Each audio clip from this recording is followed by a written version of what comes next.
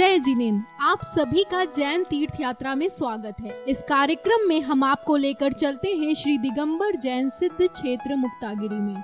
मुक्तागिरी दिगंबर जैनियों का सिद्ध क्षेत्र है। ये भारत के मध्य में महाराष्ट्र तथा मध्य प्रदेश की सीमा पर स्थित है। मुक्तागिरी मध्य प्रदेश के बैतूल जिले में आता है।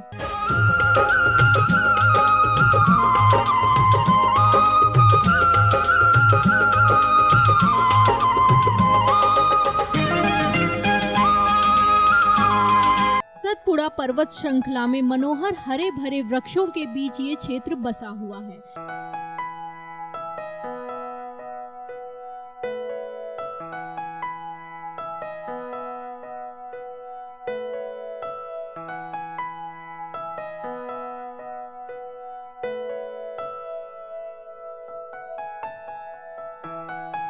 यहाँ पर 250 फीट की ऊंचाई से जलधारा गिरती है, जिससे जल प्रपात निर्मित हुआ है। प्रकृति के हरे भरे वृक्ष और पहाड़ों को देखकर मन प्रफुल्लित हो जाता है।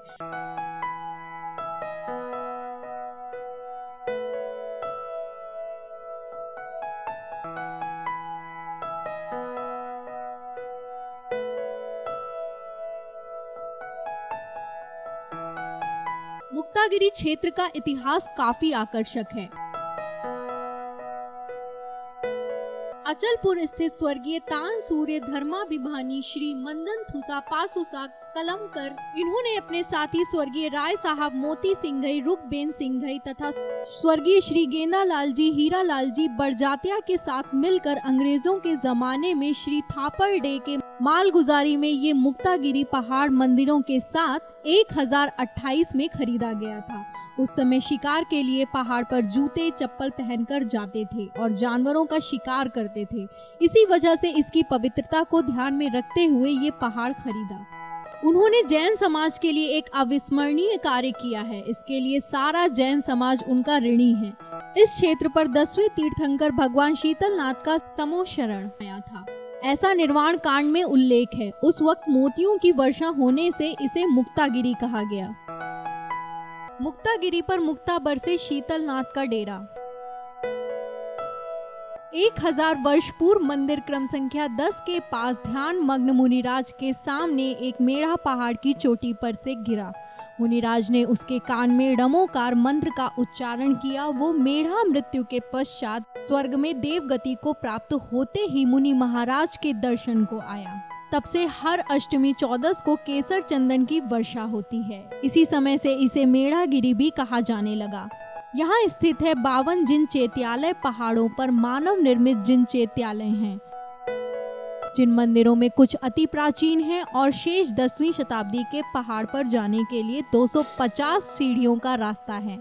दूसरी ओर से उतरने के लिए 350 सीढ़ियों का रास्ता है। चढ़ने और उतरने के लिए रेलिंग की व्यवस्था होने से आप आराम से वंदना कर सकते हैं। यहाँ अति प्राचीन 2500 पूर्व का गुफा मंदिर है, जिसे मगध सम्राट श्रेणिक ने निर्मित कराया था।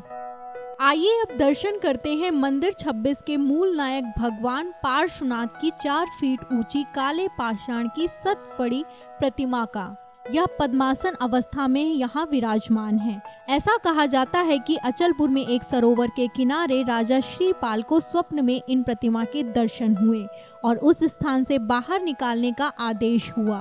कालांतर में वही प्रतिमा यहाँ विराजमान हुई। इस मूर्ति के बाजू में एक सहस्त्र फणी भगवान पार्श्वनाथ की अनोखी छोटी सी मूर्ति विराजमान है, जो 16वीं शताब्दी की है। यहाँ पर शाश्वत पूजन पंचामृत अभिषेक रोजाना प्रातः 8:30 पर होता है।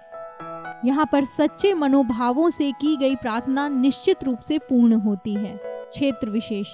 मुक्तागिरी सिद्धि क्षेत्र इसलिए कहा जाता है क्योंकि यहाँ पर मुनीश्वरों ने और महान साधकों ने विशेष आत्म साधना कर सर्व कर्म बंधनों से विमुक्त होकर मुक्ति प्राप्त की। 3.5 करोड़ मुनीश्वरों की ये मोक्ष स्थली है।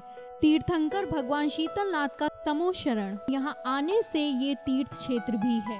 पवित्र आत्माओं के विचार तथा आभा मंडल द्वारा ये स्थल पवित्र तरंगों से भरा हुआ है, जिससे सबके मन के दूषित भाव बदलने लगते हैं। एक अनोखा आनंद प्राप्त होता है, मन शांति से भर जाता है।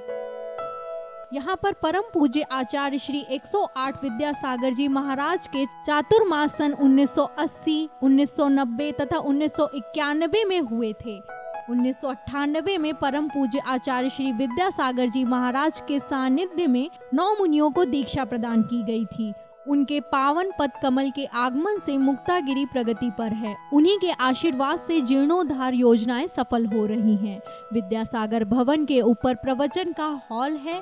तलहटी में भगवान आदिनाथ का मंदिर तथा भगवान महावीर और भगवान बाहुबली का मंदिर है। मंदिर के नीचे एक ऊंचा संगमरमर का मान स्तंभ है, जिस पर परस्पर विरोधी प्राणियों द्वारा अहिंसा तथा प्रेम के भाव दर्शाए गए हैं। मंदिर क्रमांक संख्या 10 और मंदिर क्रमांक 26 के आसपास पहाड़ पर केसर चंदन की वर्षा का हर अष्टमी, चतुर्दशी एवं पूर्णिमा को होती है, जिसका अनुभव लेना एक अनोखे क्षण का अतिशय माना जाता है। निर्माण क्षेत्र होते हुए भी अतिशयों से युक्त है। कई लोगों को सपनों में मुक्तागिरी के दर्शन हो चुके हैं। श्री अरुण कुमार जैन जी वैशाखी द्वारा ही रास्ता चल पाते थे। उनका मानना है कि जब से उन्होंने मुक्तागिरी के दर्शन किए हैं, उनकी वैसाखी छूट गई है और वे बड़े आराम से चल फिर सकते हैं। 14 वर्ष की गूंगी लड़की दर्शन करते ही भगवान पार्श्वनाथ की जय जयकार कर उठी। भावपूर्ण मन से पहाड़ की वंदना करने पर सांसारिक विपत्तियां टल सकती हैं। और आइए दर्शन करते हैं। इस परिसर की सुंदरता श्री दिगंबर जैन सिद्ध क्षेत्र मुक्तागिरी की पहाड़ी पूर्ण क्षेत्र के स्वामित्व की है। स्वर्गीय नथुसा पाथुसा कलंकर प्रमुख ट्रस्टी थे। बाद में स्वर्गीय हीरासा नथुसा कलंकर तथा स्वर्गीय विजय हीरासा कलंकर प्रमुख ट्रस्टी थे और अब वर्तमान में अतुल कुमार विजय कलंकर अमरावती इन्होंने प्रमुख ट्रस्टी का कार्यभार संभाल लिया है।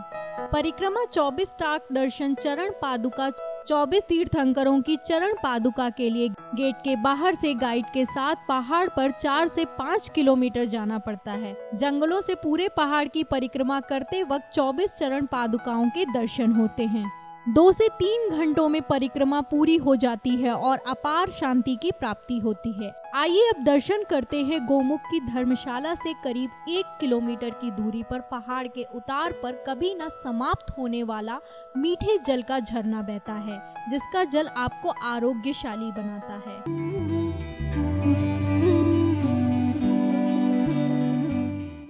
यहाँ दूर दूर से आने वाले श्रावकों के लिए आवास की सुविधा भी की गई है। यहाँ पर कुल 70 कमरे हैं जो आधुनिक सुविधाओं से लैस हैं, जिनमें 6 हॉल, वीआईपी हॉल और 9 कमरे शामिल हैं।